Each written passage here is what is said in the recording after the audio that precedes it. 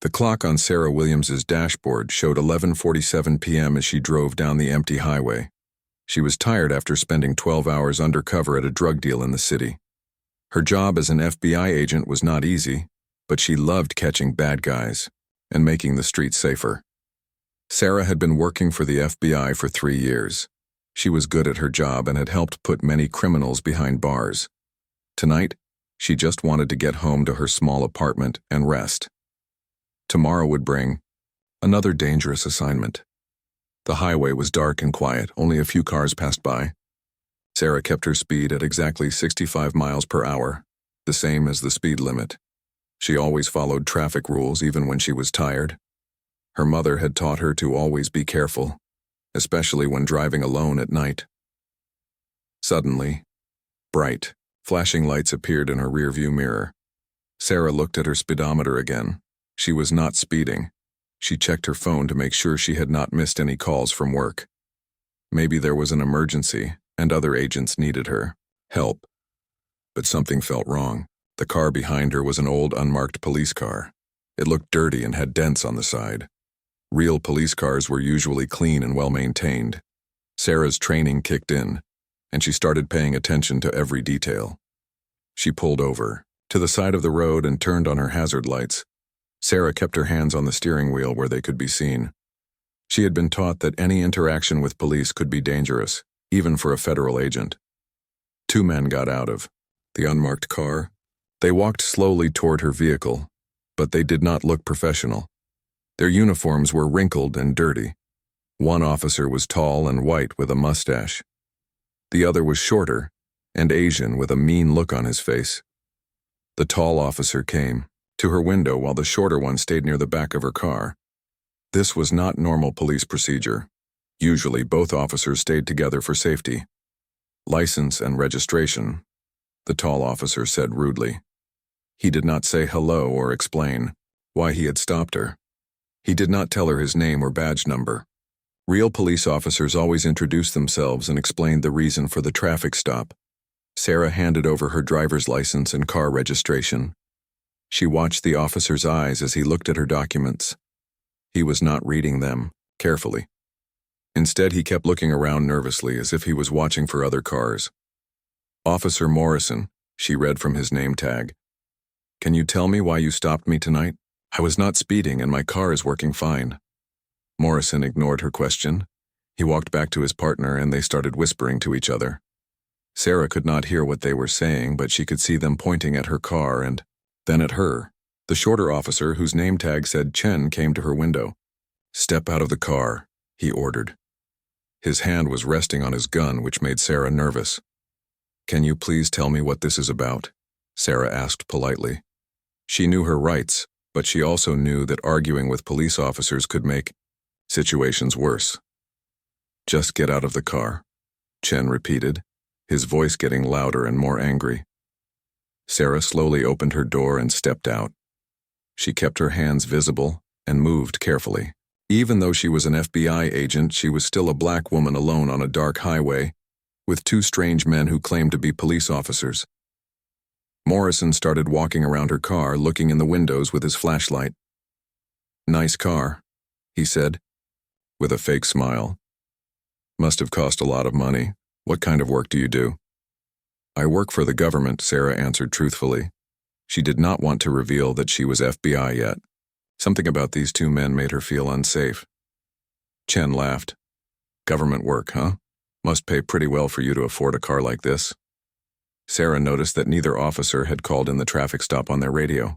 Real police always reported their location and the license plate of the car they stopped. These men had not followed any proper procedures. Morrison opened her car door without asking permission. We need to search your vehicle, he announced. Do you have a warrant? Sarah asked. She knew that police needed probable cause or a warrant to search someone's car. We don't need a warrant if we suspect illegal activity, Chen said with a mean grin. And right now we suspect you're carrying drugs. This was a lie, and Sarah knew it. There were no drugs in her car and she had not done anything to make them suspicious. But she watched as Morrison climbed into her car and started looking through her belongings. The 2 officers were not acting like real police. They were acting like criminals who had stolen police uniforms. Sarah started to worry that she was in serious danger. Morrison spent several minutes searching her car. He looked under the seats, in the glove compartment, and in her purse. Sarah watched him carefully, noting every move he made. Chen stood close to Sarah, trying to intimidate her. "You seem nervous," he said. "Why are you nervous if you have nothing to hide?" "I'm not nervous," Sarah replied calmly. "I just want to understand why you stopped me and why you're searching my car without cause." "We'll ask the questions here," Chen snapped. After 10 minutes of searching, Morrison got out of the car. He was holding a small plastic bag with white powder inside. Sarah's heart started beating faster because she knew that bag had not been in her car before. Well, what do we have here?" Morrison said loudly, holding up the bag for Chen to see. Sarah stared at the bag in shock. "That's not mine," she said firmly. "That was not in my car." Both officers started laughing. "That's what they all say," Chen replied. "But we found it right under your driver's seat." Sarah realized what was happening. These corrupt officers had planted drugs in her car. They were going to arrest her for possession and then probably ask for money to make the charges disappear. She had heard about police officers doing this to innocent people, but she never thought it would happen to her. "I want to call my lawyer," Sarah said. "You can call whoever you want after we book you," Morrison replied. "Right now, you're under arrest for possession of cocaine." Chen pulled out his handcuffs. "Turn around and put your hands behind your back." Sarah knew she had to stay calm. These men did not know who she really was. They thought she was just another victim they could scare and rob, but they had made a huge mistake. As the cold metal handcuffs clicked around her wrists, Sarah started planning her next move. These corrupt cops had no idea they had just messed with the wrong person. The night was about to get very interesting. The handcuffs were tight around Sarah's wrists as Officer Morrison pushed her down to sit on the curb next to her car. The concrete was cold and rough through her clothes. The flashing lights from the police car kept spinning, casting red and blue shadows across the empty highway. Sarah kept her breathing steady and her mind sharp. She had been trained for dangerous situations, but this felt different. These were not criminals she was investigating. These were men who wore police badges and used them to hurt innocent people. Chen walked over with his phone and started taking pictures of Sarah sitting on the curb in handcuffs. The camera flash was bright in the darkness. "Smile," he said with a cruel laugh. "These photos might come in handy later." Morrison held up the plastic bag with the white powder. "One more picture with the evidence," he told Chen. "Make sure you get her face and the drugs in the same shot." Sarah realized they were building a case against her with fake evidence. The photos would make it look like she had been caught with drugs. Any jury would see the pictures and believe she was guilty. "What do you want?" Sarah asked calmly. She already knew the answer, but she wanted to hear them say it. Morrison knelt down beside her. His breath smelled like coffee and cigarettes. "That's a good question," he said quietly. "What we want depends on how smart you are." Chen finished, taking pictures, and put his phone away.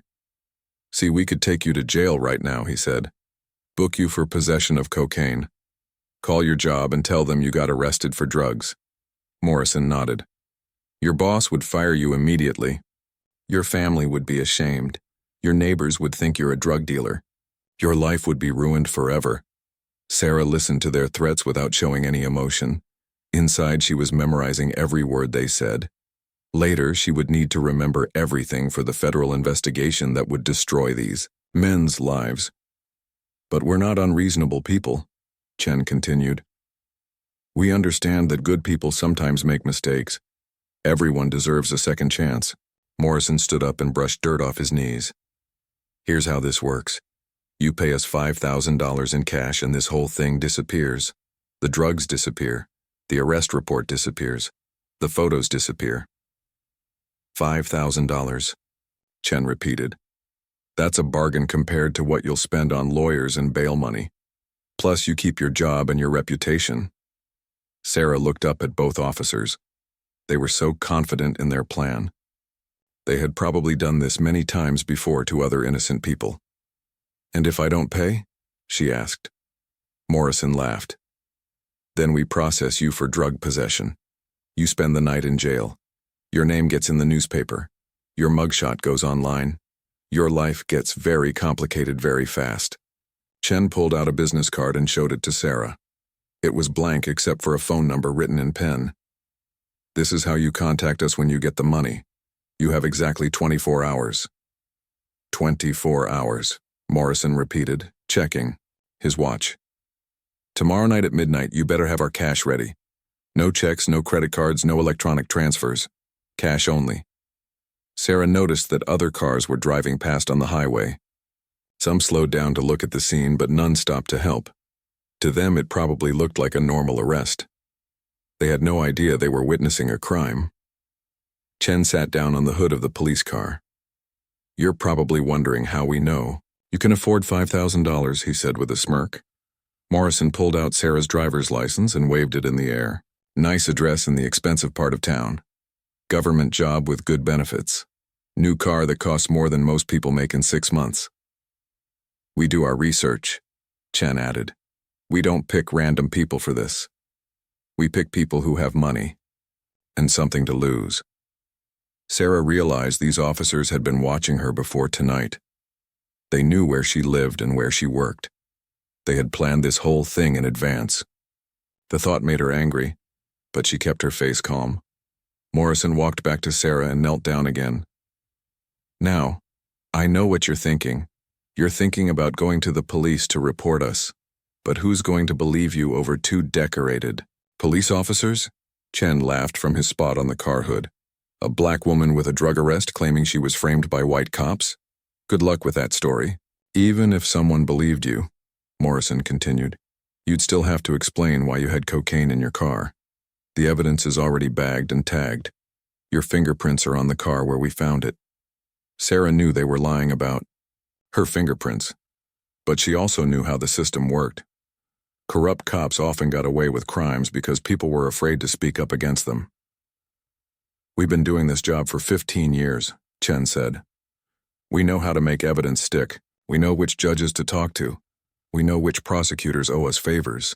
Morrison stood up and dusted off his pants. So here's what happens next. We're going to uncuff you and let you drive home. You're going to think about your options. Tomorrow night, you're going to call that number and arrange to meet us with the money. Chen got up from the car hood and walked over to Sarah. And just so we're clear, don't even think about running away or leaving town. We know where you live. We know where your family lives. We know where you shop and where you eat.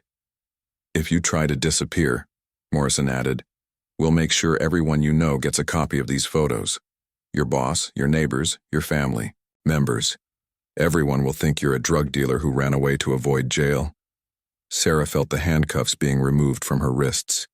Her hands were numb from the tight metal. She rubbed her wrists where red marks showed where the cuffs had cut into her skin. Stand up, Chen ordered. You're free to go for now. Sarah slowly stood up from the curb. Her legs were stiff from sitting on the hard concrete. She looked at both officers memorizing their faces and badge numbers. Morrison handed her back her driver's license and car registration. Remember, 24 hours, $5,000, cash only. Don't make this harder than it needs to be. Chen gave her the business card with the phone number. Call when you have the money. We'll tell you where to meet us. And lady, don't bring anyone with you. No friends, no family, no lawyers, just you and the cash. Sarah took the card and put it in her pocket. She got back into her car and started the engine. As she drove away, she watched the 2 corrupt officers in her rearview mirror. They were celebrating, probably thinking they had just made an easy $5,000, but they had made the biggest mistake of their lives. They just didn't know it yet. Sarah drove home in silence, her hands still shaking slightly from the handcuffs. The business card with the phone number sat on her passenger seat like a poisonous snake. Every few minutes, she checked her rearview mirror to make sure Morrison and Chen were not following her. Her apartment was in a quiet neighborhood with tree-lined streets. Sarah parked in her usual spot and sat in the car for a moment. She looked at her building and wondered if the corrupt officers were already watching. Her home. The thought made her skin crawl. Inside her apartment, Sarah locked the door and pulled the curtains closed. She did not turn on many lights, in case someone was watching from outside. Her cat, Whiskers, came running to greet her, but Sarah was too focused to pet him. Sarah went to her bedroom and opened her laptop. She started typing a detailed report of everything that had happened. She wrote down the exact time of the traffic stop, the license plate number of the police car, and physical descriptions of both officers. She described Morrison as 6 feet tall with brown hair, a thick mustache, and a scar on his left hand. Chen was shorter, maybe 5'8", with black hair and a gold tooth visible when he smiled. Sarah remembered every detail because her FBI training had taught her to be observant. Next, Sarah wrote down everything the officers had said to her. She remembered Morrison's exact words about the $5,000. She remembered Chen's threats about her family. She remembered how they had bragged about doing this to other people. The plastic bag with the white powder was the key evidence. Sarah knew it was not real cocaine. Corrupt cops often used fake drugs to frame people because real drugs had to be accounted for in police evidence rooms. The fake drugs were probably baking soda or powdered sugar. Sarah looked at the business card again. The phone number was written in blue ink with sloppy handwriting. She took photos of the card from different angles. Later, forensic experts could analyze the handwriting and maybe trace the phone number. Her phone rang at 2:30 a.m. Sarah looked at the caller ID, but it showed unknown number. She let it ring without answering. A few minutes later, the phone rang again. This time she answered.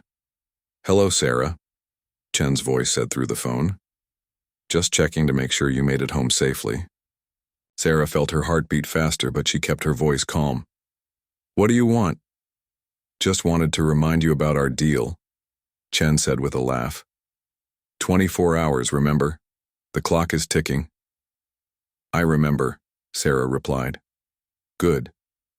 And Sarah, I hope you're not thinking about doing anything stupid.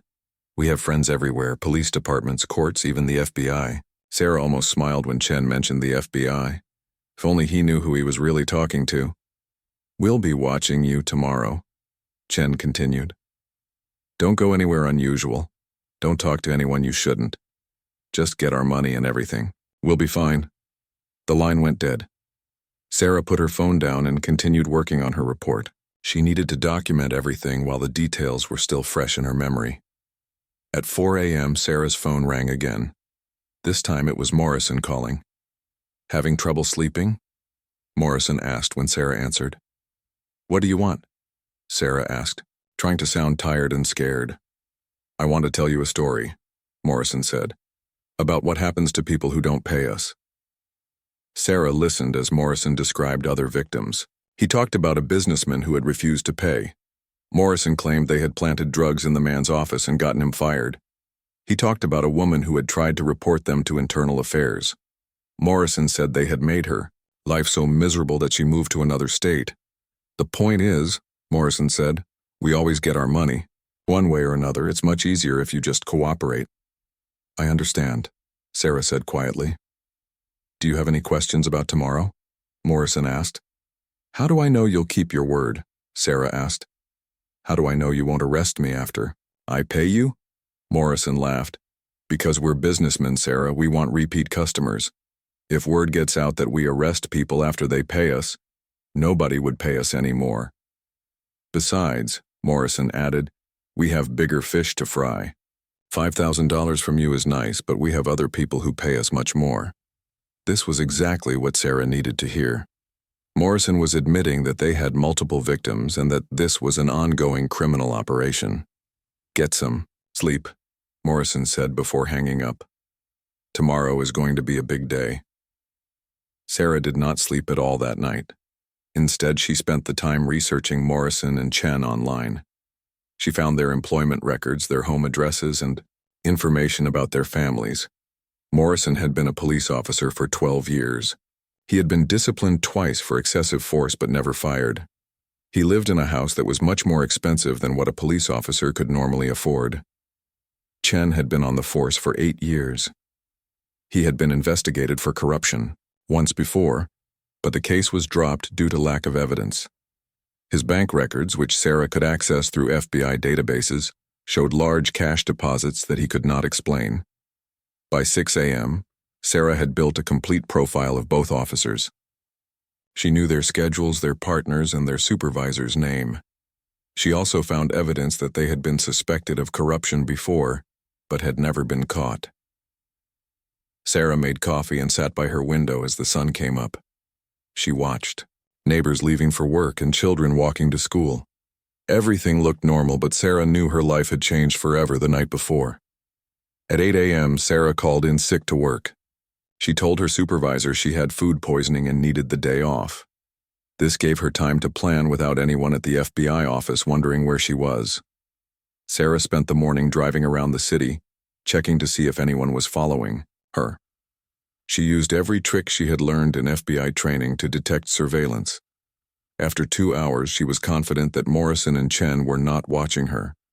Next, Sarah went to 3 different banks and withdrew cash from her accounts. She got exactly $5,000 in $20 bills. The money filled a small gym bag that she kept in her car. But Sarah was not planning to give the money to the corrupt officers. She had a much better plan. Sarah drove to an electronics store and bought a small recording device that could fit in her pocket. She also bought a GPS tracker that she could hide on the police car. If everything went according to plan, Morrison and Chen would never see freedom again. The sun was setting as Sarah returned home. She had less than 6 hours before the midnight deadline. Soon, the corrupt officers would learn that they had picked the wrong victim. Sarah checked her equipment one more time and smiled. Tomorrow, justice would be served. At 11:30 p.m., Sarah's phone rang. The caller ID showed the same unknown number from the night before. She took a deep breath and answered. "Time to pay up," Chen's voice said through the phone. "Do you have our money?" "Yes," Sarah replied, making her voice sound nervous and defeated. "I have the $5,000. "Good girl." Morrison's voice came on the line. He was using speakerphone so both officers could talk to her. "Now listen carefully. Drive to the old gas station on Highway 67, about 10 miles outside the city. You know the one that's been closed for years?" Sarah knew exactly which gas station they meant. It was in a remote area with no security cameras or witnesses. The perfect place for corrupt cops to collect illegal money. "Be there in 30 minutes, Chen added. "Come alone. Park behind the building where nobody can see your car from the road." "What if someone else is there?" Sarah asked, still pretending to be scared. Morrison laughed. "Nobody goes there at midnight. It's been abandoned for 5 years. Just you, us, and the money." "And remember," Chen said, his voice turning threatening, "if you try anything stupid, we still have those photos of you with the drugs. We can make your life hell anytime we want." The line went dead. Sarah looked at the clock on her phone. She had exactly 28 minutes to get to the gas station. But first, she had some final preparations to make. Sarah checked the small recording device in her jacket pocket. The battery was fully charged and ready to capture everything the corrupt officers would say. She also tested the GPS tracker she planned to place on their police car. Next, Sarah opened her laptop and sent an encrypted email to her FBI supervisor. The message contained all her research about Morrison and Chen, along with the location where she was meeting them. She set the email to automatically send to the FBI field office if she did not cancel it within 2 hours. Sarah put on dark clothes and grabbed the gym bag with the $5,000. She also took her backup gun, which she hid under her jacket. As an FBI agent, she was always armed, but tonight she might really need her weapon. The drive to the gas station took 25 minutes. Sarah arrived right on time and parked behind the abandoned building as instructed. The area was completely dark except for her headlights. No other cars were visible anywhere. Sarah sat in her car and waited. At exactly midnight, she saw headlights approaching from the main road. The unmarked police car drove slowly around the building and parked next to Sarah's car. Morrison and Chen got out of their car, both wearing their police uniforms. They looked relaxed and confident, like they had done this many times before. Morrison carried a flashlight while Chen kept his hand near his gun. Sarah got out of her car with the gym bag in her hand. The recording device in her pocket was already running, capturing every sound and conversation. "Right on time," Morrison said with a smile. I like people who follow directions. Chen walked around Sarah's car, checking to make sure she was alone. No backup, no witnesses, no problems, he said with satisfaction. Did you bring our money? Morrison asked, shining his flashlight on the gym bag. $5,000, just like you asked, Sarah replied. She held up the bag but did not hand it over yet. Let's see it, Chen demanded, stepping closer to Sarah. Sarah unzipped the bag and showed them the stacks of $20 bills inside. Both officers smiled greedily when they saw the cash. Beautiful, Morrison said. Now, before we conclude our business, we need to make sure you understand the rules. What rules? Sarah asked. Chen pulled out his phone and showed Sarah the photos they had taken of her in handcuffs. These pictures never get deleted, he said. They're our insurance policy. If you ever cause problems for us, these photos go to your boss, your family, and the newspapers. Morrison nodded. You keep quiet about our arrangement, and we keep quiet about your drug problem. Everyone wins. How many other people have you done this to? Sarah asked, genuinely curious about the extent of their criminal operation. Morrison and Chen looked at each other and laughed.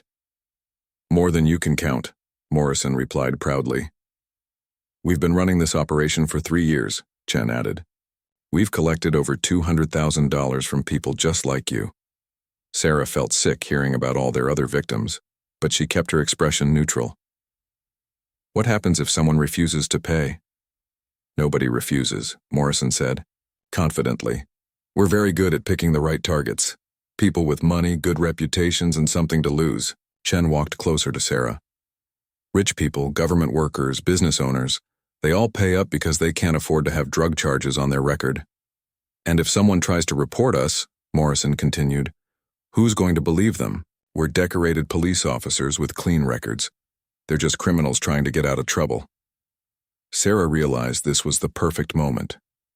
Both officers had just confessed to running a 3-year extortion scheme.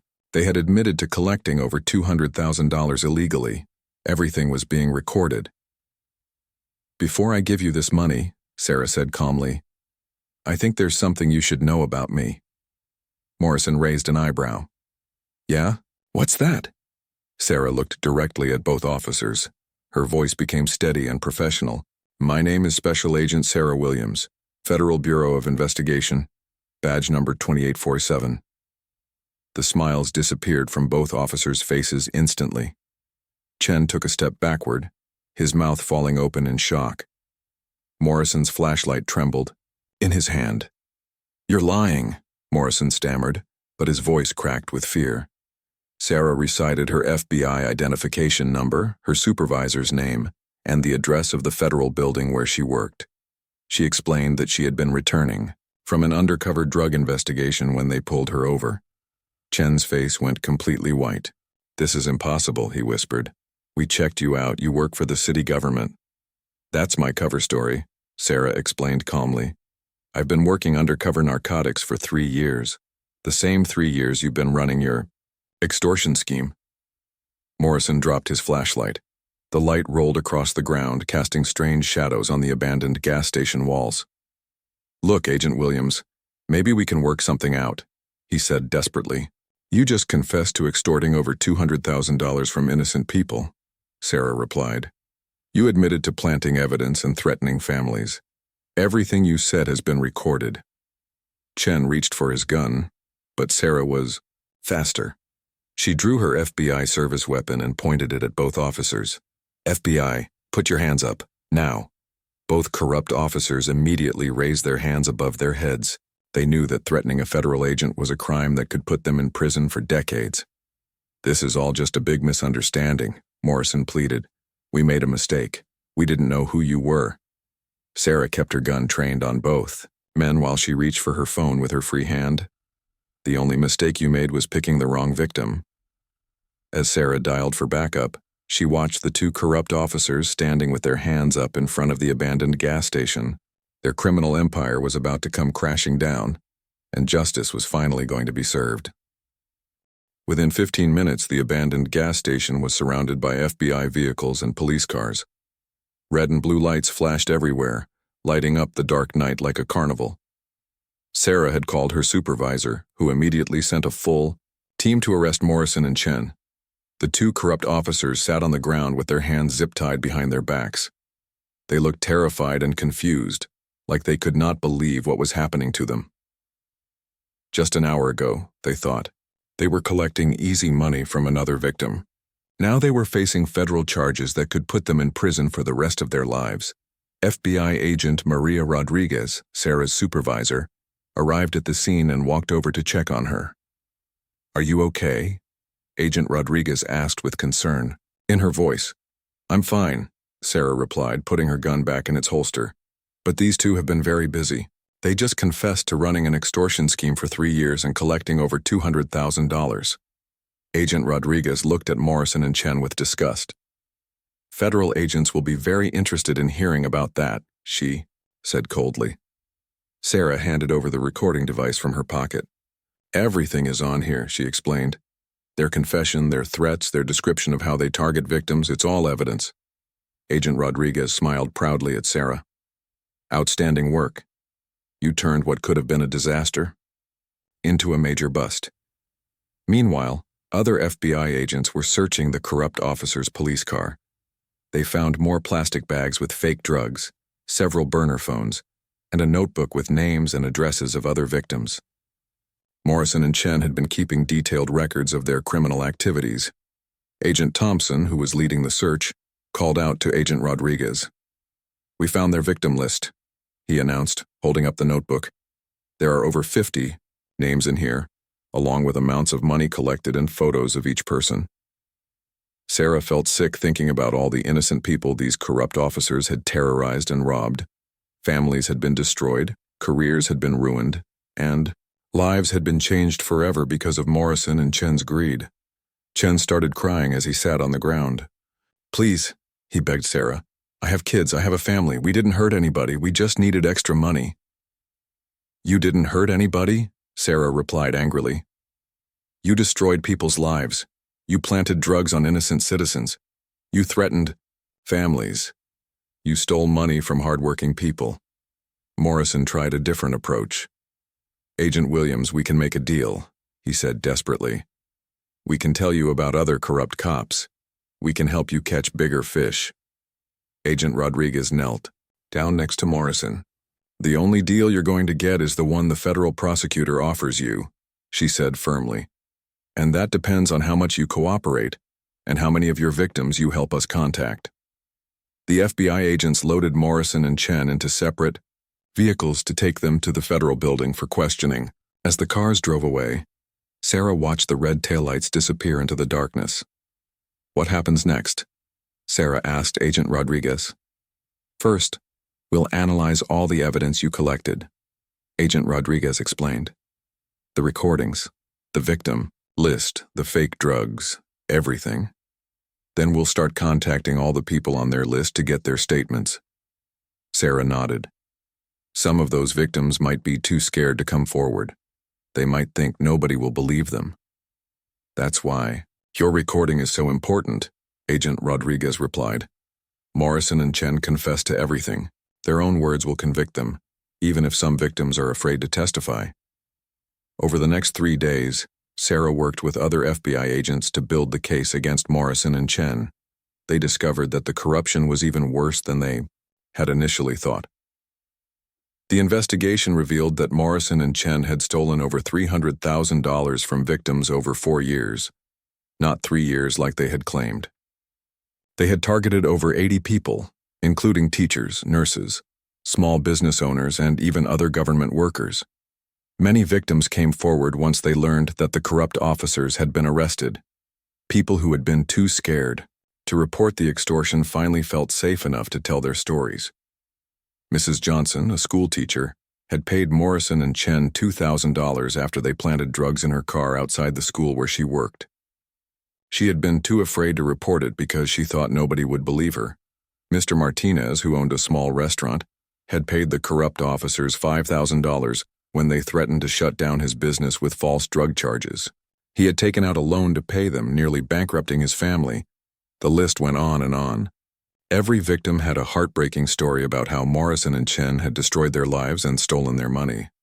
Sarah testified before a federal grand jury about everything that had happened. She played the recording of Morrison and Chen's confession and explained how they had targeted her because they thought she was an easy victim. The grand jury indicted both officers on multiple federal charges, including extortion, conspiracy, civil rights violations, and obstruction of justice. Each charge carried a sentence of up to 20 years in prison. Morrison's lawyer tried to make a deal with federal prosecutors. Morrison agreed to plead guilty and testify against other corrupt officers in exchange for a reduced sentence. He revealed that their extortion scheme was part of a larger corruption network involving 17 officers across 3 police departments. Chen refused to cooperate and decided to fight the charges in court. His trial lasted 2 weeks, but with Sarah's recording and testimony from over 30 victims, the jury found him guilty on all charges. At Chen's sentencing hearing, Sarah sat in the courtroom and watched as victim after victim told the judge how the corrupt officer had destroyed their lives. Some people cried as they described losing their jobs, their homes, and their reputations because of Chen's crimes. The federal judge sentenced Chen to 18 years in federal prison without the possibility of parole. Morrison received 12 years because he had cooperated with investigators and helped convict other corrupt officers. Sarah returned to her undercover work, but the case had changed her. She now knew that corruption could exist anywhere, even among the people who were supposed to protect and serve the community. The investigation that started with Sarah's traffic stop eventually led to the arrest and conviction of 23 corrupt police officers across the region. It became one of the largest police corruption cases in the state's history. Sarah received a commendation from the FBI director for her outstanding work and bravery. But the real victory was knowing that Morrison, Chen, and their criminal partners would never again be able to terrorize innocent people. Sometimes justice comes when criminals make the mistake of targeting someone who can fight back. Morrison and Chen learned that lesson too late, and they would spend the next decade in federal prison thinking about the night they tried to extort the wrong person.